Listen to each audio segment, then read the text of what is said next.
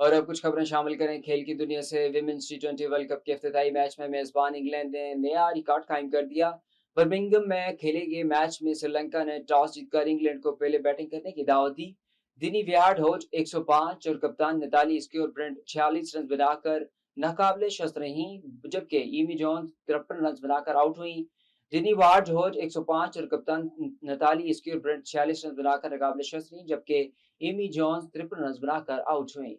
FIFA world cup 2026 के दूसरे दिन के पहले मैच में मेजबान कनाडा और बोस्निया की टीमों के दरमियान दिलचस्प मुकाबला एक एक गोल से बराबर हो गया। टोरंटो के स्टेडियम में खेले गए इस मैच में कनाडा की टीम ने इब्तदा से जारहाना खेल पेश किया, ताहम पहला गोल बोस्निया ने किया। बोस्निया के खिलाड़ी जोवलिकिच ने 21वीं मिनट में गेंद को जॉल में पहुंचाकर अपनी टीम को बरतरी दिलाई।